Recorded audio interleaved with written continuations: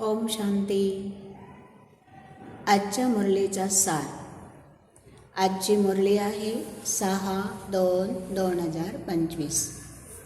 आज बाबा विशेष फोकस करत आहे काट्यांचं जंगल आणि फुलांचा बगीचा. बाबा म्हणतात, माझ्या गोड मुलांनो, फुलांचा बगीचा आणि काट्याचं जंगल. बाबा आलेले आहे आपल्या सर्वांना काट्यापासून फूल बनवण्यासाठी. कलियुगी दुनियामध्ये काट्याचं जंगल म्हणजे दुर्गुण, विकार वश, काम, क्रोध वश, आणि फुलांचा बगीचा म्हणजे दैवी गुणांनी संपन्न, संपूर्ण निर्विकारी. बाबा आपल्याला सांगतात की नेहमी मंदिरांमध्ये इतरांच्या सन्मानासाठी, चांगल्या व्यक्तींचा सत्कार करण्यासाठी चांगल्या चांगल्या फुलांचा उपयोग केला जातो. जे खुशबूदार फूल असतात ते देवाच्या चरणी वाहतात. मंदिरांमध्ये मूर्तींच्या गळ्यामध्ये हार घालायला वापरतात. मग आपण सर्वांनी हा विचार करायचा आहे की आपण कोणतं फूल आहे. आपल्या सर्वांना फूल बनवणारा आपला माळी म्हणजे ब्रह्मा बाबा, आणि आपल्या सर्वांचा बागवान म्हणजे आपले शिवबाबा. शिवबाबा आपल्या ह्या सेंटररूपी मुलांच्या बगीचेवरती नेहमी मेहनत घेत असतात, आणि माळी नेहमी आपली देखरेख करत असतो. आपण आपल्या पुरुषार्थाच्या आधारे आपल्याला स्वतःला कोणतं फूल बनायचं आहे हे आपण निश्चित करायचं आहे. आता बाबा आपल्या सर्वांच्या मध्ये काटा आणि फूल याची तुलना करत असतात. बऱ्याच काही मुलांमध्ये अजूनही पुराणे विकार, पुराणे दुर्गुण, पुराणे अवगुण नजरेस येतात. तर बाबा सांगतात की त्या ठिकाणी जो माळी आहे त्याला बगीचा सांभाळता येत नाही, किंवा त्या बगीचेला रक्षण करणारा जो आहे त्याला ते सांभाळता येत नाही. बघा, आपल्यावरनं आपला बगीचा सांभाळणारा जो माळी आहे त्याची सुद्धा बदनामी होते की नाही. मग आपण सर्वांनी समजलं पाहिजे, मला कोणतं फूल बनायचं.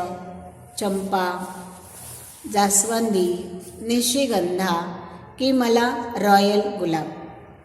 रॉयल गुलाब हा सर्वांना खुशबू देणारा आहे, म्हणजे सर्विस करणारा. बाबांनी ज्यावेळेस जे नियम सर्विस सांगितली त्या सर्विसला हांजी करणारा, बाबांच्या आज्ञेनुसार प्रत्येक पाऊल टाकणारा म्हणजे रॉयल गुलाब. अशा रॉयल गुलाबाला नेहमी बाबा जिथे तिथे सेवेला बोलावत असतात, म्हणजे त्याला निमंत्रण मिळत असतं. मग आपण सर्वांनी हे समजणं जरुरी आहे की नाही? जरूर. मग बाबा सांगतात की त्यासाठी आपण जो बाबा खजाना देत आहे तो खजाना सर्वांना दिला पाहिजे, वाटला पाहिजे. देवाचा प्रसाद असतो ना, तो आपण स्वतःच खातो का? नाही, तो सर्वांना वाटूनच खाल्ला जातो. मग बाबा देखील आपल्याला मुरलीरूपी खजाना जो रोज देत असतात तो खजाना आपण रोज सर्वांना वाटला पाहिजे. म्हणजे कुठे मंदिरामध्ये गेलो पाहिजे, प्रदर्शनीमध्ये गेलो पाहिजे, कोणी जो नातेवाईक भेटतो तिथे जाऊन आपण बाबांचा संदेश किंवा बाबांचा परिचय दिला पाहिजे. कारण याच्यामधून आपल्याला खूप साऱ्या दुवा आणि आशीर्वाद मिळतात. त्याच्यामध्ये आपलंही कल्याण होतं आणि इतरांचंही कल्याण होतं. त्या कल्याणामधून मिळालेल्या दुवा किंवा पुण्य ते आपल्याला पुढच्या जन्मामध्ये निश्चित कामाला येतं. मग बाबा हा जो खजाना देतात तो फक्त संगम युगावर. ह्या संगम युगाचं महत्त्व जर आपण समजलो तर आपण जीवनामध्ये पदम पदम गुणा प्राप्ती करू शकतो. कारण संगम युगावरच आपल्याला बाबा मिळतात.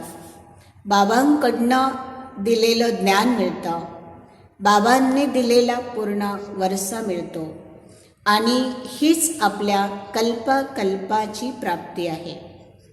जे सुख, जी प्राप्ती ज्या संगम युगावर होते ती प्राप्ती पूर्ण कल्पामध्ये कोणत्याही युगामध्ये होत नाही. मग आपण ह्या संगम युगावर किती भाग्यशाली आहोत, किती तकदीरवान आहोत, किती सौभाग्यशाली आहोत, किती पद्मापदम भाग्यशाली आहोत हे समजणं खूप खूप गरजेचं आहे. बघा, आजच्या मुरलीचं गीतच होतं की नाही, तकदीर जगाकर आई हो.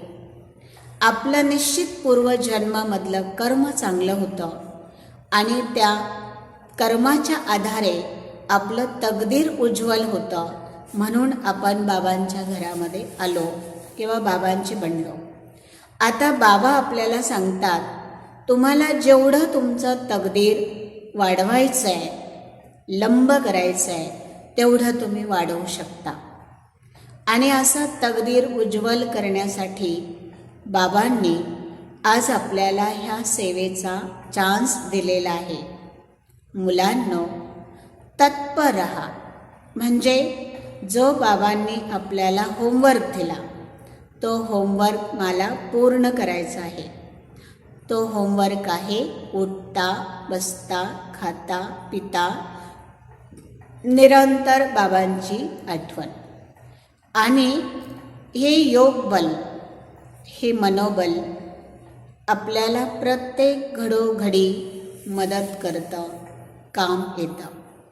अशी ही शिक्षा, ही सावधानी बाबा आपल्याला नेहमी देत असतात. बाबा म्हणतात, कोणती परिस्थिती मुलांनो आली, मी तुमच्याबरोबर आहे. तर परिस्थितीवश तुमची खुशी कधीही गेली नाही पाहिजे. आली परिस्थिती गेली, पण खुशी कायम टिकून ठेवा. मग सतत खुश राहण्यासाठी काय खाल्लं पाहिजे, तर खुशीचा खुराक. आणि खुराक कोणता आहे, तर बाबांनी दिलेली आपल्याला मुरली. मुरली ही जीवनदायिनी आहे.